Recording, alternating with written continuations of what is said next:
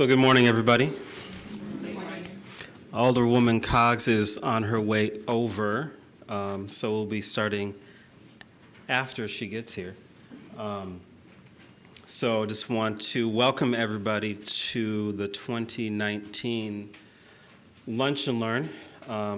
After some planning and figuring out what we're going to do this year, I welcome you here for this upcoming Lunch and Learn series. I think a few people are still coming in, so I'll let Alderwoman Coggs get here first, and then I'll come back up, okay? Oh, my name's Alex Walker.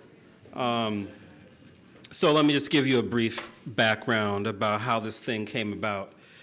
I think in 2016 or so, I went through the ACRE program that was sponsored by LISC Milwaukee, Marquette University, and MSOE. And through that ACRE program, it's meant to get minority developers into the commercial real estate business for people who have interest in commercial real estate. So I went through that program a few years ago, and since have been steadily working on some projects with my teammates that I went through that program with. In 2018, former Commissioner Preston Cole had conversations with Alderwoman Coggs and LISC so that we could bring some involvement with how the city does work and how to get things permitted within the city of Milwaukee and different development opportunities. And so, myself working in the development center and this being having familiarity with LISC and how the city works, I was chosen to help meld the two together. And so we came up with a series of discussions and topics so that we could give this information out to the general public, primarily focused on those who had also been through ACRE, but also for people wanting to take advantage of city, to learn more about how the city works and processes to get projects done in the city. So we have a series of topics. This first one going to be city financing for smaller projects or larger projects. Next week, August 5th, we're going to have a lunch and learn. That's not going to be here. It's going to be off-site, but it's going to be exciting. That's going to be the Rocky Marcoux will be giving that lunch and learn on tax incremental districts. So that should be really good. We'll get a brief understanding about how they came into place, the reason, how they're being used, and a good background for that within how the city uses TIF districts for different projects. And then after that, we'll have something about, we're going to have one on historic districts, COAs. We need to know that kind of information so that we can get projects permitted and things moving forward in those sort of districts that need certificates of appropriateness and approval for those areas. And then also we'll have one on permitting and occupancies, along with DNS's special enforcement group, how they work and how the permitting and how they work with the permitting desk here at 809 North Broadway. And we'll have one more after that in October, I believe. We have Ken Little with the Commercial Corridor team. He will talk about some great things, and here is Ken. Hey, Ken. Hey, how are you? I'm doing good. All right, I'm good. And your name is? I'm Beatrice. You're Beatrice? Yes. Okay, how was it? I got invited to this presentation, and I'm happy to see you. I'm happy to see you too. Why'd you come? Just because you got invited? Because I thought you had information we could use for our neighborhood project. What neighborhood you in? I'm in Sherman. In Sherman Park? Okay, you involved with the Sherman Park Neighborhood Improvement District? We're in the middle of it. Okay. Although I these improvements they say we're getting, we're trying to sort it out and find out where it is. Okay. All right, well, my discussion is about improvements that you can help do, because we got some money to help you do those kind of things, a little bit of money. This is the small project portion of it. So Ken Little, I'm the Neighborhood Business Development Manager for the Commercial Corridor team. We are situated right behind this room. We're Suite 104, and if you ever want to talk about projects that you're doing after you hear the presentation, feel free to drop in anytime. We have a team of 6 people. They are called Economic Development Specialists, and they work with the various bids and NIDs, which I won't go into that right now. But trying to get us closer and closer to the neighborhoods and what projects are there, and finding out what projects can be done so we can do things to improve the commercial corridors. That's what we concentrate on. Commercial corridors only. We don't do housing. We only do commercial stuff, all right? So here we go. I think here we go. That didn't work out right.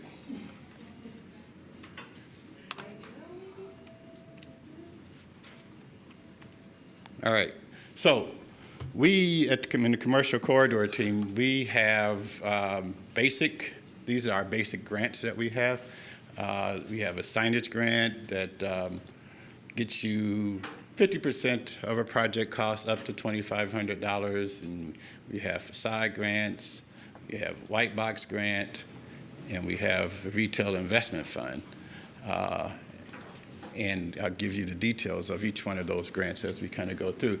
So with the signage grant, obviously it's to help with new signage on a building, but we do have some restrictions on what kind of sign those can be. Again, our job, our mission is to enhance the commercial corridor to make it look better, and we try to do it without just doing status quo type stuff. The way it used to be is not the measure of how it can be. All right, so this is all about improving our commercial corridors. So with our signage program, minimum project cost is $2,000. The maximum grant is $2,500. We'll go 50% of the eligible expenses. So you spend $5,000, we'll reimburse you $5,000. And again, restrictions on what kind of signs you can do, and you'll kind of see some of that as we go through. So eligible signs, we like channel letter signs. The Dorsia, can you see that over there? Can people see the screen pretty good? It's kind of light. Maybe we should, those lights back there. Is that better? All right. All right. So we like channel letter signs. We do awnings and signs on those awnings.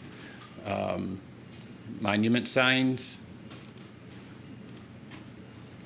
We'll do some neon signs. Custom-made signs, we like those kind. And you see how all of these are things that are meant to brand the business and make the business look a lot better and make the corridor look a lot better. We really like the hanging signs. This is what we don't like, right? And you can kind of tell why we don't like it. Internally lit box signs, how many of those have you seen as you ride down the street? Once the outer portion of it is off of the sign, you see those neon lights that stay there forever and nothing ever gets replaced, right? That's what we don't want, right? So that says the signage grant. This is the kind of stuff we really like. Anybody know where this is? Who knows Milwaukee? It's not Sherman Park. Huh? It's Humboldt. It's Humboldt. So you all who don't get on all sides of Milwaukee, y'all need to get out. All right? This is on the corner of Humboldt and Locust. Very, very nice piece that Fixation Bikes did with that one, we think. We do facade grants. If you can see the building on the top, look at the first floor on the top, and then look at the second floor, and look at the first floor on the bottom. The old and the new. We don't like the old no more. The status quo. We're trying to get rid of that stuff, and that's why we have a program that's like this. And again, we'll do 50% of eligible expenses. The minimum project cost has to be $2,000. We'll go up to $5,000 per storefront or public street-facing facade. But we're really kind of strict on the public street-facing facade. So this building is on a corner, but I think the side portion is a residential street, so it's not giving any visibleness to the commercial corridor portion. So we kind of go back and forth on that a lot. Eligible expenses, new windows, new doors, awnings, and any major facade alterations. Who likes the building on the picture on the bottom better than the picture on the top? We see where it's worth it, and that's on Fifth and National. Can I ask a question? Sure. The 50% of eligible expenses, if you have more than one, I'm so sorry.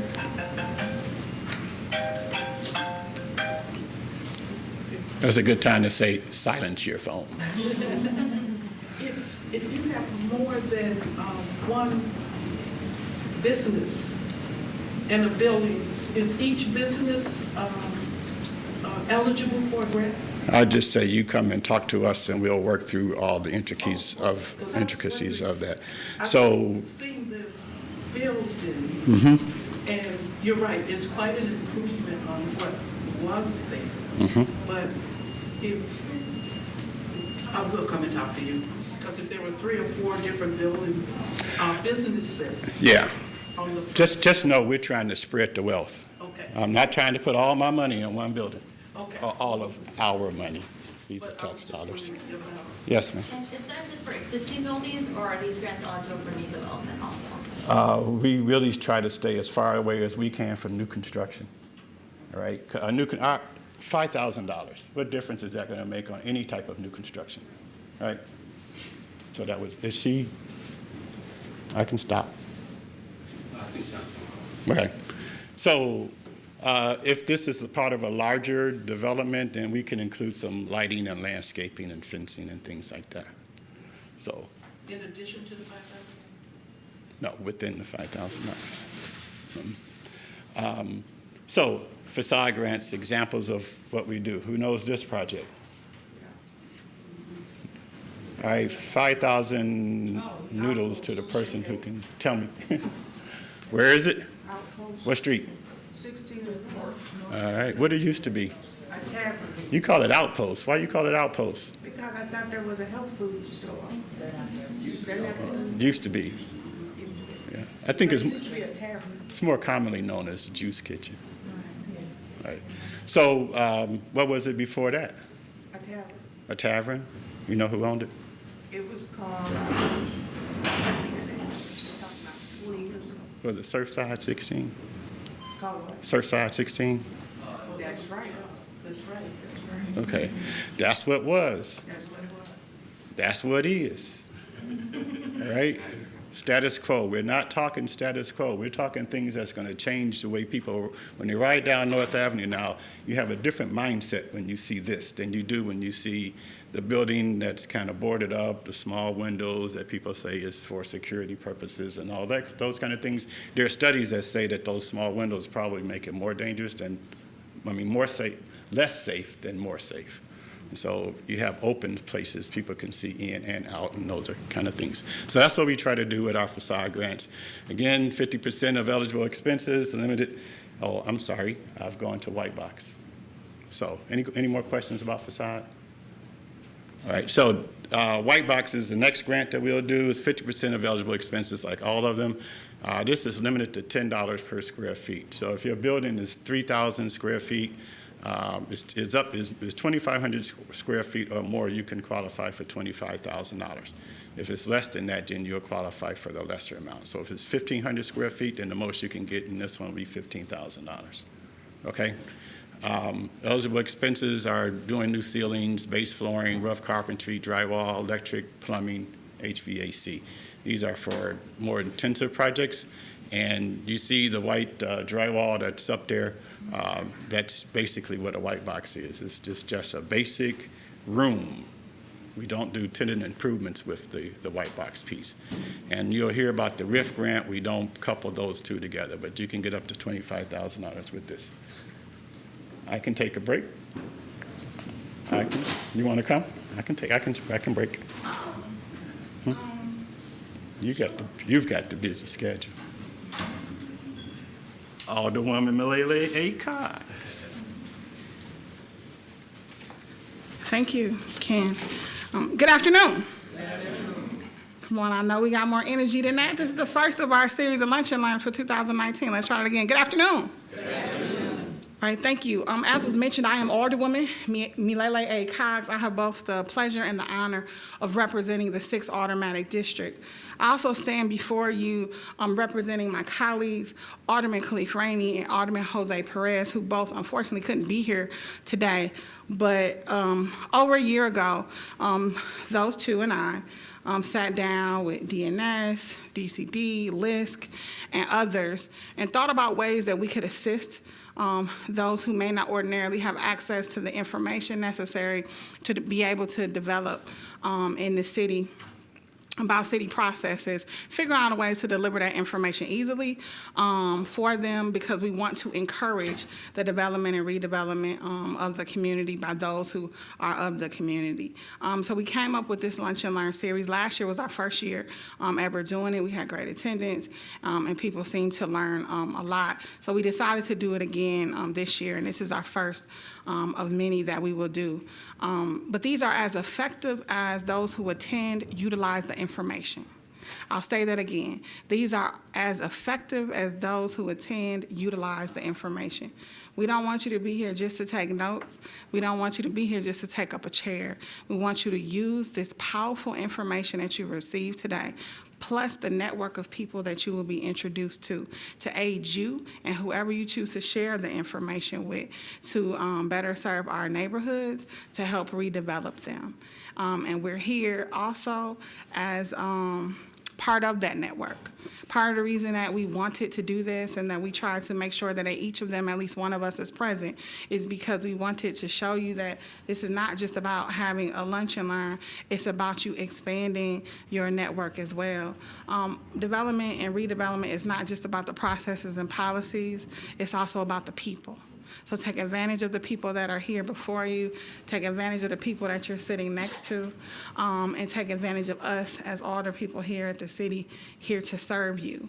And we hope that it'll be some great projects coming out of each of you in the community that we all can be proud of.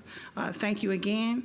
And if there is anything missing from today's presentation that you think would have been beneficial had it been covered, or that you would like to see covered in the future, please let us know that as well. We are continuing to grow the Lunch and Learn process and program and information, and we only know what needs to be added from you.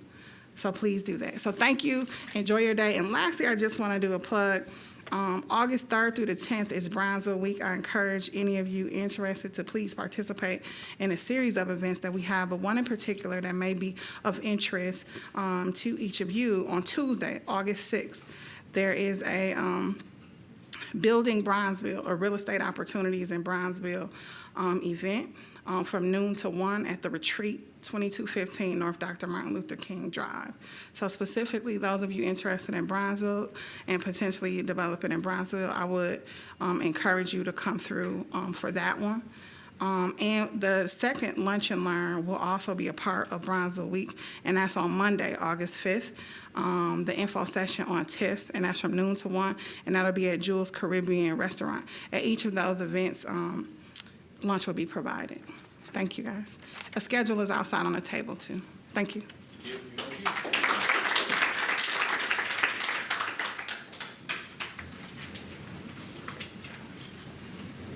All right, where was I? White box grants. 100,000 white box grants.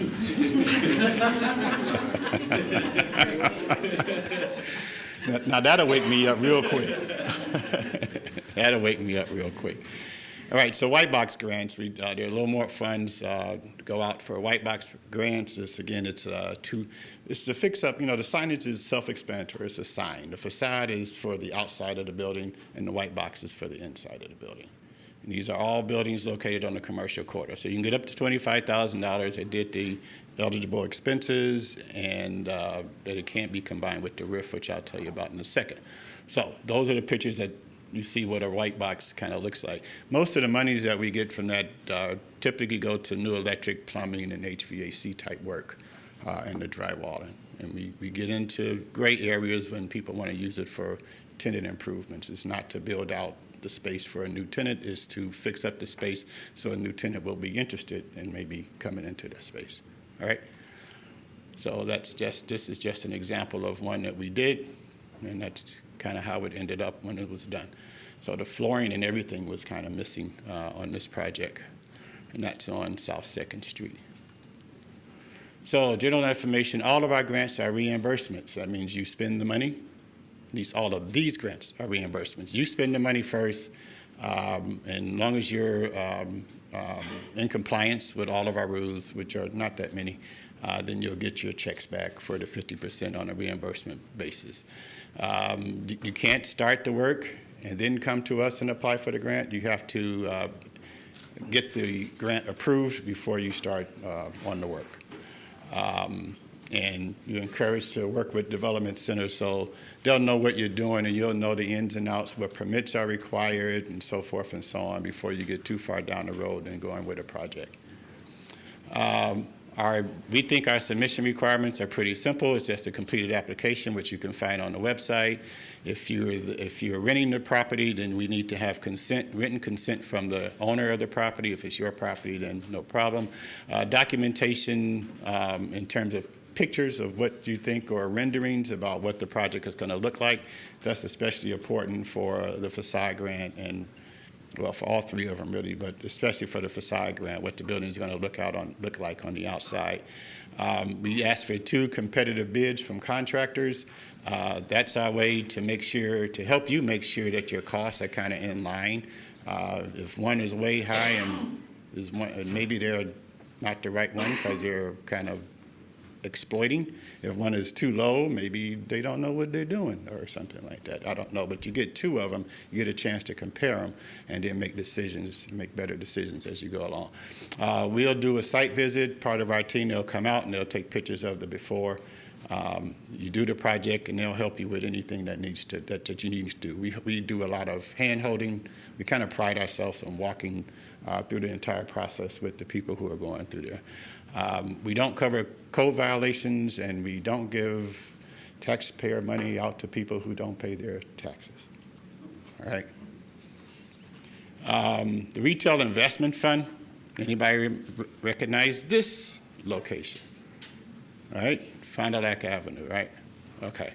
I'm pointing this out to show you that we've I think the council, at the council's direction, this program has been transitioned into one that really focuses on bringing benefit to neighborhoods, right? There used to be 2 different type of programs.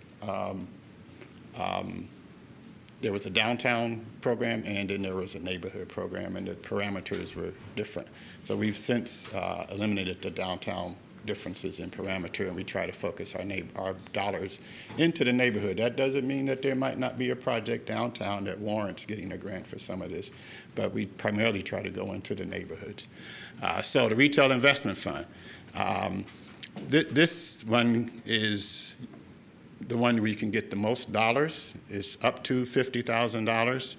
Again, it's on a reimbursement basis, but it's based off of new hires. So if you get $5,000 per new full-time equivalent person who is hired into the business that is being assisted. So if you got 10 people full-time, then you can get up to $50,000. It is limited to 20% of eligible expenses. It's for-profit retail projects that are located in commercial corridors. You can own it or you can be renting it. Eligible expenses is pretty much almost everything. You can do tenant build-out, you can get architectural renderings, you can get the engineering, you can buy furniture, you can buy fixtures, you can buy equipment, and you can even use it for a small portion of startup inventory. But it's up to $50,000. The key is the new hires, not the existing. It's not for an existing business who's not going to hire anyone new. It's for new hires, right? Any questions on that one?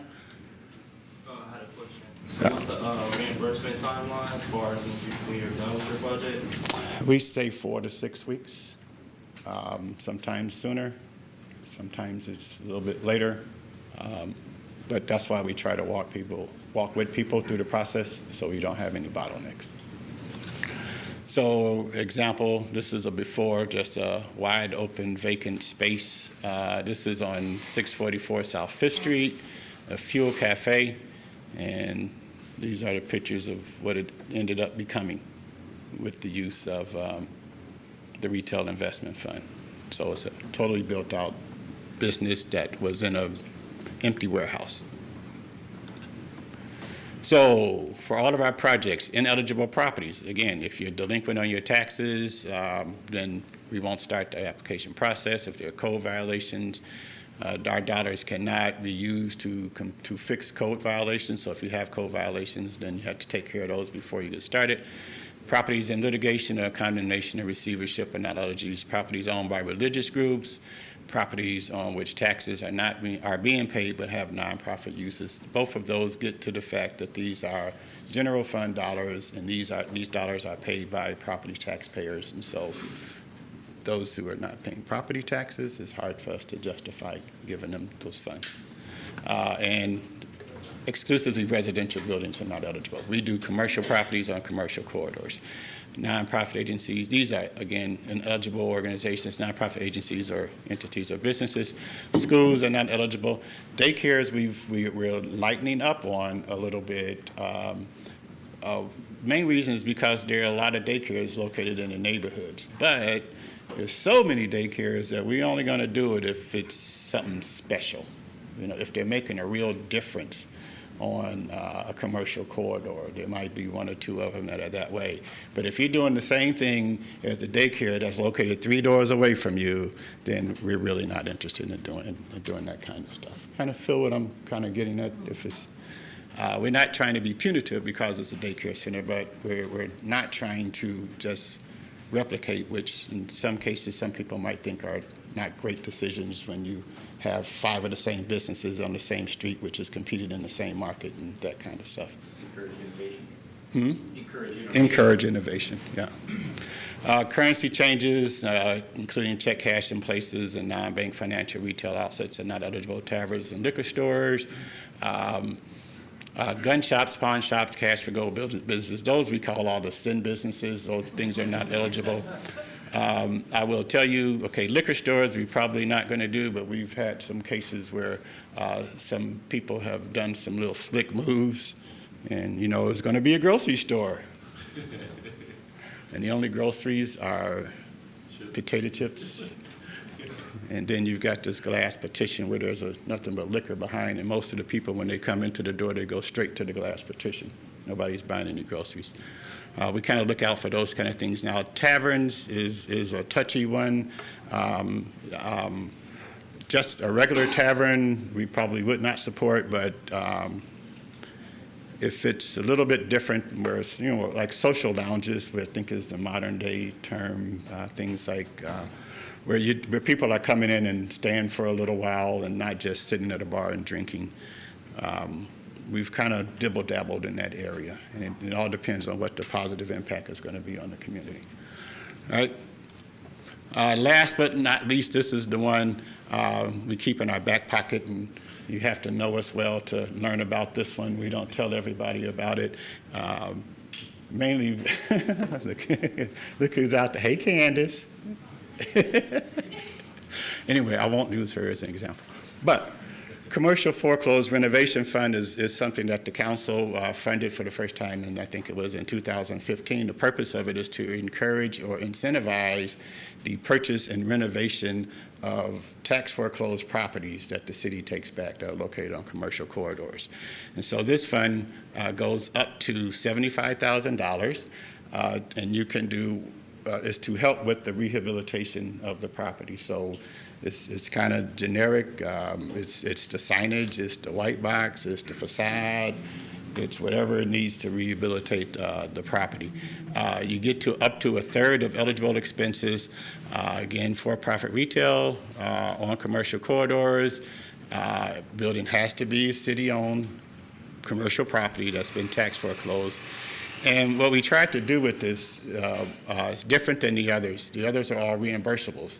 This one is not a reimbursable. It's what we call last money, and So let's say you got a $250,000 project and you were eligible for $75,000, actually it's a little bit more, then you have to come up with the other 175 and for the project, so the project's gonna cost you $250, right?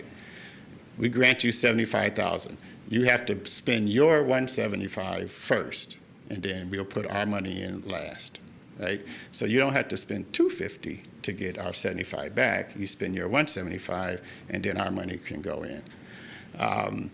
We've learned as we've done with this project that we need to make sure that you have that $175,000, you know? So we need guarantees, commitment letters from banks, or all that kind of stuff.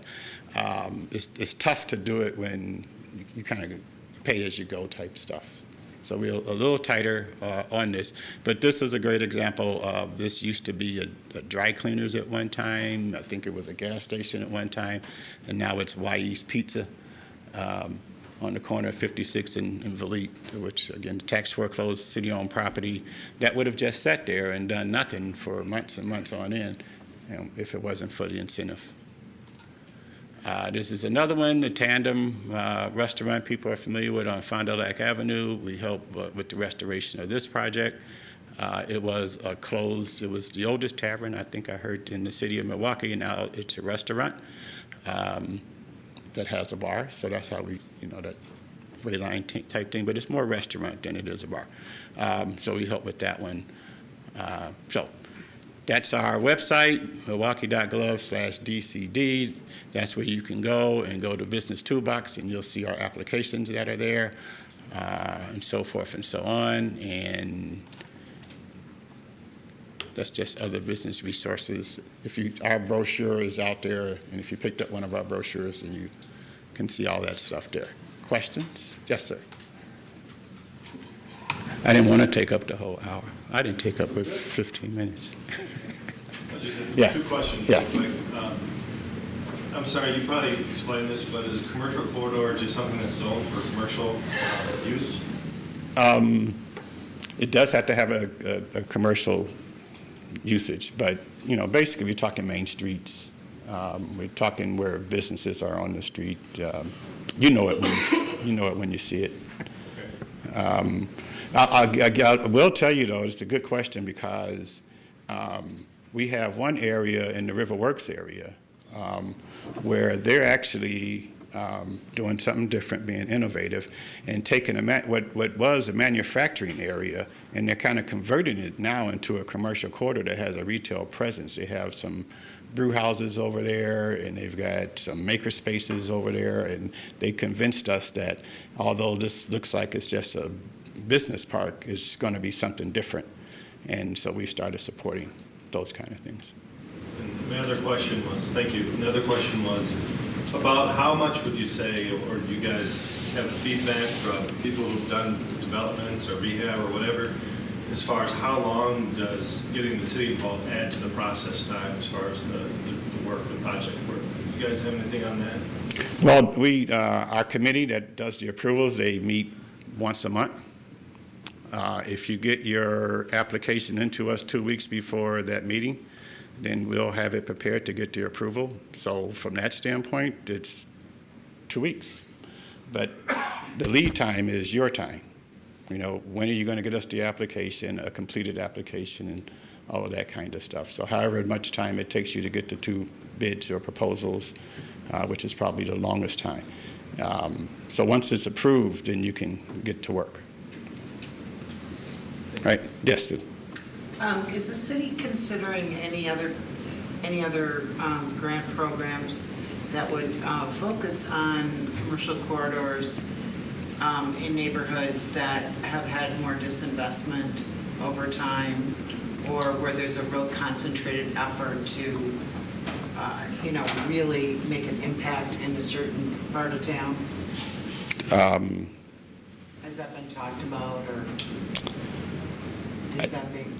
I'll answer that this way. Alderwoman Coggs, through the last council cycle, has given actually given city departments 3 different communications files to try to address that issue. Excellent. So one is to focus on the Hopkins Street corridor, which is, drastically disinvested, to look at the things that have been done or are being done in 53206, and I forgot the other area, but there are 3 files that say what can we do to make drastic change. But I think in the meantime, though, some things are happening that's moving certain things along. So the investment that's coming out with the Sears building on Fond du Lac and North Avenue, I think is kind of amazing.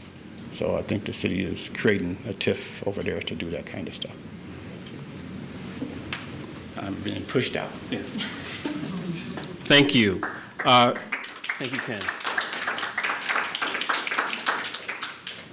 Next, we're going to have Tori Kress talk about Brownfield's development. You could save your questions to the end. That'd be great, so we can get done shortly after 1. That'd be great. And here is Tori.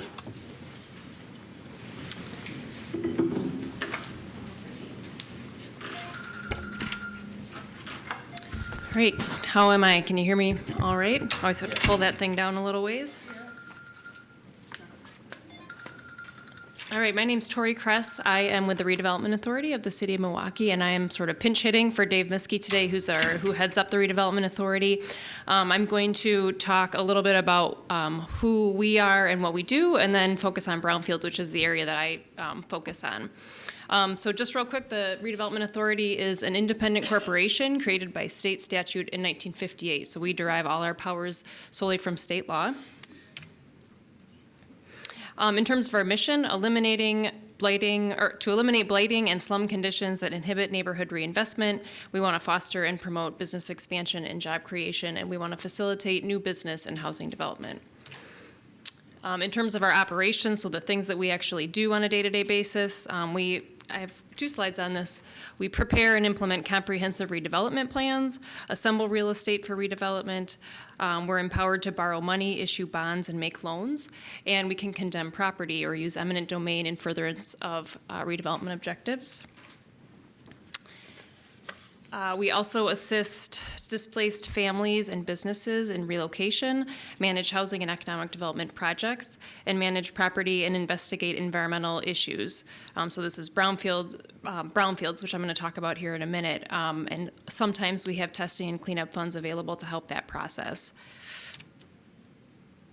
So environmental issues, what we call a property with that has environmental issues sort of generally is a brownfield. And this is kind of a long definition, but abandoned, idle, or underused commercial or industrial properties where the expansion or redevelopment is hindered by real or perceived contamination. So it doesn't necessarily have to be contaminated, but if folks think that it is, it's still causing that same impact. So of course, brownfields can vary in size, location, age, what they were before we came to know them as a brownfield. They can be 500-acre automobile assembly plant, or they can be a small gas station, small corner gas station. And so cities, especially landlocked cities like Milwaukee, we are basically forced to take initiative to address brownfields. And so our goals when we are looking at redeveloping brownfields are many. We want to increase tax revenue. We want to create jobs. We want to eliminate blight. That's kind of the most common thing. We want to utilize existing infrastructure. Brownfields are always in property or in areas of the city that have long been developed.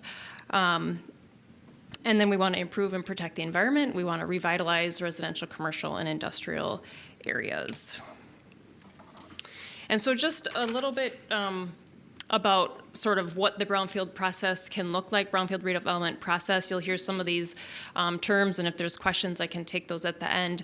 But basically, we start off with a site, identifying what was that site, sort of how many parcels are there in this brownfield area, sort of understand the parcel boundaries. We look at the historical uses of the site. Here at the city, we do some kind of quick checks because we deal with a large volume of properties. So we'll do a historic check. We'll do a historic land use investigation sometimes. And so those are basically just looking at historic records, so like old city directories, old Sanborn maps, and just looking what were the names of the businesses that were here. A more formal process is called a Phase 1 environmental site assessment, and that's where there's actually like an AST, and there's a standard out there for what you have to, like sort of a checklist you have to go through to look at what was there. So you do all of those things. You do the historic records check, but you also visit the site. You do a site visit. You do interviews with past owners or other folks that may know about the property. At the end of a Phase 1 or these other reviews of historical uses, you'll end up with sort of a verdict like, does this seem like it could be a brownfield or does it not?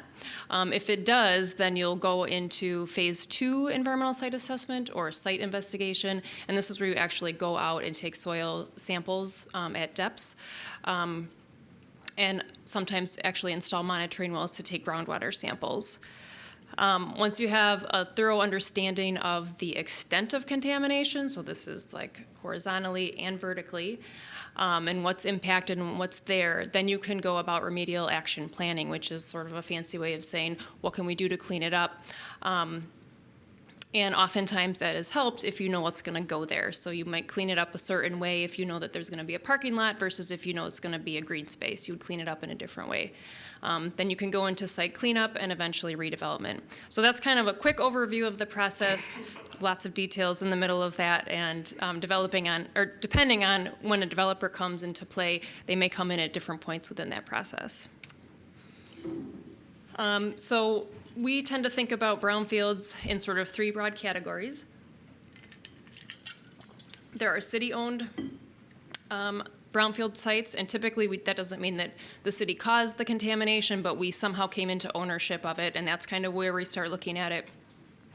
There are what we call mothballed properties. These are where the properties are still privately owned and the owner is paying taxes, but they are typically boarding up the windows. They're not really having a presence there anymore, and it's maybe deteriorating. They may or may not be addressing those code violations, but we have less, as long as they're paying their taxes, we have sort of less leverage there. And then the third category is tax delinquent brownfields. So this is what it sounds like. I'm going to go through a little bit of the positives and negatives of each of those pretty quickly here. When we think about city-owned brownfields, the one positive thing really is that we have control of that site. So we can really dictate the terms of the assessment and the cleanup and the timeline and all that. The negatives of that is that we are not out there marketing all of our brownfield sites, and so sometimes a city-owned property has less marketability. We kind of have to be patient and wait for a development to come along. We can sometimes RFP those, but again, we have a lot of these properties in our inventory. This is just a few examples of city-owned brownfields that were successfully redeveloped. The Sigma Group headquarters in the Menominee Valley is one here. Bayview Commons, which is I guess the new name. We own the property. It was at 2121 South Kinnickinnick, so that's a mixed-use development in Bayview. So again, with mothballed properties, then the positive is that they tend to be more marketable and that it's a private transaction, so the city's not sort of in the mix there. The negative is that we have really no control over that, again, especially when they are paying taxes. So some of the things that we can do is we can try and facilitate the transaction. So we'll sometimes work with the use if we know there's a development interest and bring people to the table. We can talk about use cost recovery as threat. So we can talk about if we think that there is contamination on the property, we can encourage folks to either get it investigated or do the right thing and sell it. So if we have a sense that that's an issue. Condemnation, if there are code violations again. We can do a redevelopment plan for an area, which gives us more control over the properties inside that redevelopment plan boundary. And then again, this communication with developers. We did the former Esser Paint property at the south side of the 30th Street Industrial Corridor. That is now Washington Park Townhomes.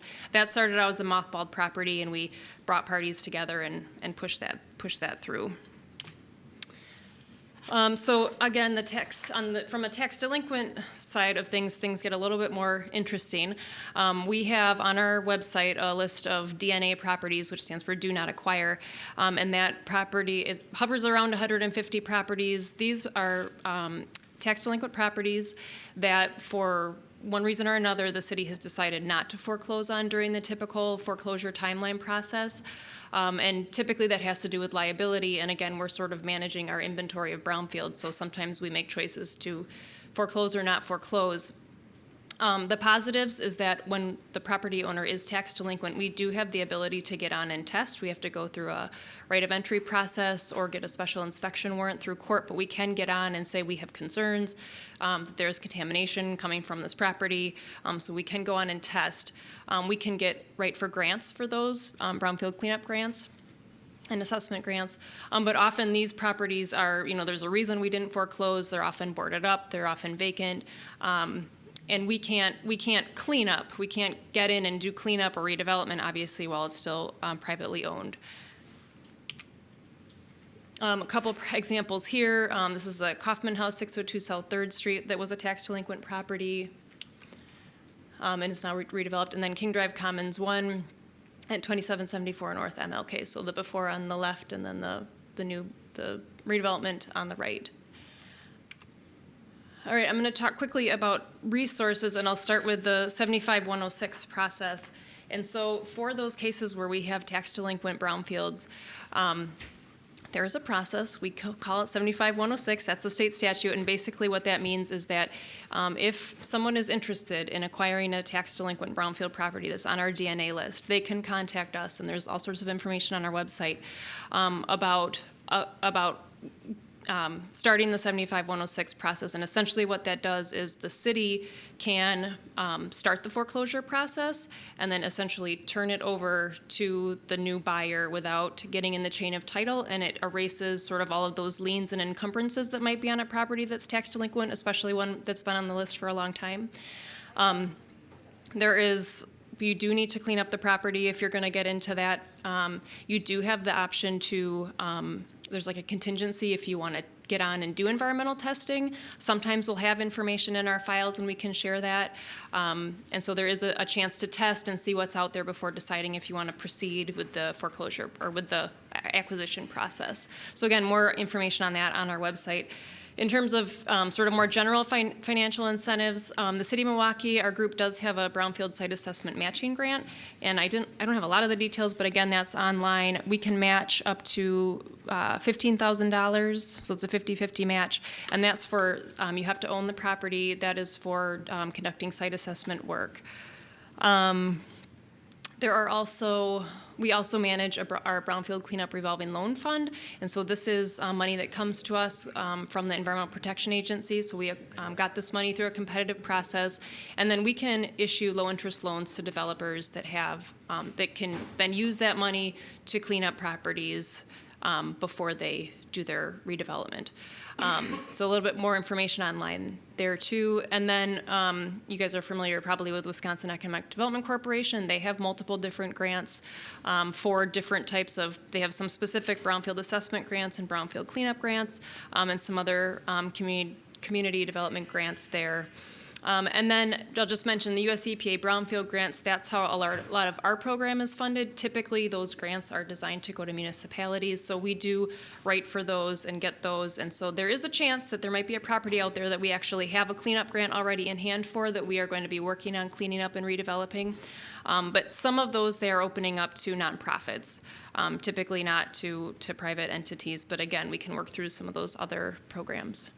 And then lastly, I would just say contact us. I know the environmental and sort of brownfield world can be a little scary, so we're always here if you just have a question. We also have, like I mentioned, we have a lot of environmental information in our files. We can help you try and identify, at the DNR where you can maybe get additional information there. So again, contact us. I have My business card's here. I'm Tori. Dave Miskey heads up the Redevelopment Authority. And then again, we have more information on our website. I could probably take, oh, there's Dave Miskey right there. So I could probably take, do you want to take a couple questions right now? Or Questions, sir? And then we got Larry too, so. Any Answered questions on everything. brownfields? Great. I'll leave my cards up here. I have a question. When you guys put out an RFP, and there's no environmental history attached to that, there's a historical on the site, but no information on environmentals, does that mean that it's a clear site? Not necessarily. I think what you're asking, so when DCD puts out an RFP saying, does anyone want to develop this property and it's a city-owned property, we may just not have tested that property. It'll probably say somewhere in the fine print or at the bottom of that, if it's been tested or not. We might just not have information on it. Is that answering your question? Okay. And if the DNR doesn't have anything on it either, is that a good indicator as well? That maybe That is good information to have, but I would say it doesn't necessarily mean that it's all free and clear. So typically, when somebody wants to acquire a property and they need bank financing, typically a bank will require that you do a phase one, and that's just, kind of that process. But definitely you'd want to look into what used to be there. So typically, we'd recommend you have an environmental consultant do a phase one. It depends on the past use, so if it's always been a residential property, you may not need to do that, but you would want to definitely go in with your eyes open. Did you want to add anything to that, Dave, on RFPs? No. I mean, as Tori said, most of it is dependent upon your financing. So if the bank requires some environmental research, then that's what will have to be done. We will provide you everything we have on the website during an RFP. Sometimes we'll even go out and do some additional testing if necessary. Great, thanks. Great. Last up is Larry Kilmer with NIDC. All right, so I'll kind of stick to just the highlights. Thank you, Alex. So Larry Kilmer with Department of City Development's Neighborhood Improvement Development Corporation. So just there's one handout. I don't have a presentation. So if you grab these at the front, if not, you'll just have to listen really closely and then grab one on the way out. So the program that I'm going to talk about today is really for folks that are interested in buying city-owned residential properties and receiving some rehab assistance. So the majority of the work that NIDC does is for owner-occupants, mostly for existing owners looking for resources to stay in their houses. But the one program, again, that I'm going to highlight today is really focused around folks that are interested in purchasing city-owned city-owned properties, 1 to 4 unit residential buildings. So we do, once in a while, get an application through for a mixed use, but this program works really well when it's solely residential. But that being said, we can look at a mixed use property as well and try to figure that out with you. So I'm going to go through just a few of the highlights. Again, there's more information to the program, but I do want to just make sure that I touch on a few things. As I mentioned, we're really focused on 1 to 4 unit residential properties, and generally those units should have at least 2 bedrooms. We can provide up to $14,999 of matching resources per unit, and that's for the rehab. The acquisition is on your own, and then we will, again, match those dollar for dollar per unit up to that max. We do require that during the process for the application, we want to see that you've received an accepted offer from City Real Estate. So there is information on that sheet on how to look up city-owned residential properties on the website. So we do want to see that accepted offer, but we don't want you to close. We don't want you to purchase prior to applying.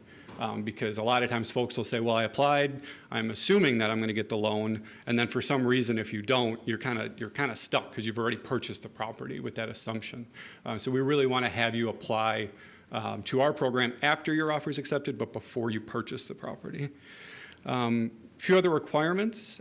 We do require the DNS landlord training program, the certificate that you've gone through that and completed that program. We are looking to work with folks who have been landlords before. In a scenario where, let's say, you're just trying for the first time your hand at managing or owning rental properties, we would want to see that you are working with a property manager as well to have that experience behind you. I would say a couple other main things that I just want to make sure I get in here. We do require that after the property is rehabbed, it is both rent restricted and income restricted for those tenants. So we do cap tenants' income at 60% area median income. And then we do have a cap on what you can charge depending on the bedroom configuration. So a 1-bedroom, 2-bedroom, 3-bedroom, 4-bedroom, et cetera. And we have all that information published. It does change annually, so keep that in mind. And they were just updated here in the last month or so. Through the process, what we do is we have a loan officer that'll take that application in. Say you move forward through the loan officer process, we then have a technical specialist that'll come out. They'll look at the property with you. They'll help you write the scope of work. We want to make sure that that scope includes everything to be code compliant and lead safe at the time that that work is done. And we also do encourage energy efficiency upgrades. That same person will then help you to try to get bids from contractors. That is the longest, that is the most time-consuming part of the process, is trying to get bids from contractors. So if you do know of anybody, you're hiring that contractor directly. You use our loan documents, but we're essentially a bank at that point.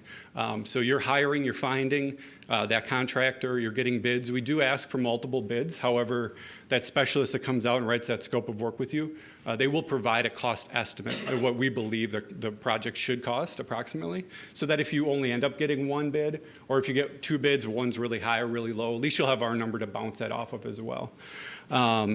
In terms of the contractors, we do make sure that the contractor that you select to work with, that they have their appropriate licensing at the state and local level. So that could be anything from the City of Milwaukee's home improvement license. It could be the lead abatement lead abatement license through the state, the contractor dwelling certification through the state. So we'll do that review for you. But if you know those things ahead of time, again, you can try to get contractors. If you have someone in mind, get them out there to look through that property with you on the front end. It just saves a lot of time. Again, I have more information. I'm happy to stay as long as you guys want. But one last thing that I want to mention is that we get a lot of folks that go through the ACRE program and then kind of come to us within that first year looking to do a really big deal, maybe partnering with another developer, so 6 or 8 or $1 million, $600,000, $800,000, $1 million project, and those are great. I think those are great experiences. I do want to highlight this program, though, to kind of get your foot in the door, to kind of just, you get 1 unit, 2 units under your belt, you start to get some income on that deal. You could sell it, after the period of affordability, after these 5 years through our program. But it's kind of more of a standard way, I would say, of folks entering that development world. So we're happy to work with people. Again, that's the one reason why we said if you haven't done this before, if you have a property manager in mind, because we want to make sure that people who are interested in starting this type of work, starting to get into the development industry, that we will work with you. You just need to have someone professionally on your side to kind of work through the process. I can take 1 or 2 questions, and then again, I'm happy to stay as long as you guys want me to. Yeah. Is there a special consideration for developers creating low-income housing? This is all rehab. So no new construction through this program, and because of the rent limits that we put on, the rent and income limits, it is affordable housing. Yeah. When Tori spoke, she mentioned that there's a list of properties that are not yet acquired by the city. So they're in the process of potentially being foreclosed. Do you guys also have, outside of the list that you showcase on your website, do you have a list of properties that are in potential of being acquired? So not that I'm aware of. I know the foreclosure process, the tax foreclosure process is generally a 3-year term. So the treasurer's office the treasurer's office keeps track of who's 2 years tax delinquent, 1 year tax delinquent. So you can kind of see if someone is 2 years tax delinquent. If that happens again, we will likely then move forward to acquire that property. There's the do not acquire items. There's a few other things that if they pop up, we may not move forward on that transaction or to take that property. But for the most part, we have Unfortunately, we have enough inventory for folks to look through that we currently own that we're actively selling. So I wouldn't say that we project which properties we're going to be acquiring in the near future. So on your website, it seems to be just a few properties, so is there a different website? Yeah, so the link that should be on here, unless it's incorrect, the city houses link, there's going to be, I believe, two major lists that you're going to want to look at. The first one is for owner occupancy only, and that's generally the first 30 or so days that a property is listed. Once it moves off of that list, if there's no successful bidder, it will then move on to our extended list. And there, unless otherwise noted, then it's open to owner occupants or investors. Thank you. And there's a fair amount of properties listed there. There's a list you're referring to, it's called the master list, and you get that with the order person. Talk to them, they'll share that list with you. I'm sorry, Right. can you repeat that? It's called what kind of list? A master list. Master list? Yeah, the order person uses it. It is not on the city webpage? And then just one more last question. I think this will be helpful for everyone, but can you walk us through the loan process and what that would look like? Yeah, sure. So we would take an application in, and then we require a few items on the front end. So an understanding of kind of your cash flow analysis. We want to make sure that you're not expecting to be charging more than the program will allow. So we kind of want to get a sense of what you're looking at charging per month in rent. We'll then do a background check on that applicant, so make sure that if they own other properties in the city, that they're not tax delinquent, that they don't have outstanding construction issues, violations, orders. If you've lost a property to the city in the past for tax foreclosure process, that would be a major issue that we'd want to know about. We do have a term that we look at, starting to not be as concerned about that foreclosure, but for the most part, if you have had a tax foreclosure with the city of Milwaukee, that would be a major issue for us. And then we look at, I think we have a few other documents. I'm happy to kind of speak more if you have more specific questions. At that point, if you kind of pass that checkpoint, that's when our technical staff will come out. They'll meet you at the property. If you have a contractor, they can come out. We have a DNS inspector that comes out with us, and that's when we create that scope of work. One thing to keep in mind, there is a scope of work that is attached to those listings. That scope, if you buy the property without city financing, that's the scope that you'll manage or that you'll work with city real estate on. If you do go through our programs, again, I mentioned we do require that the properties are co-compliant and lead safe. So it will be an updated scope. So the scope that's attached to that listing, it won't be that same scope. Because of the financing we're putting in, we're committing that those properties are going to be co-compliant and lead safe after the fact. And sometimes those scopes are a little bit older as well. So one thing to keep in mind is you'll see that scope of work on that listing. If you go through our program, we will be updating it.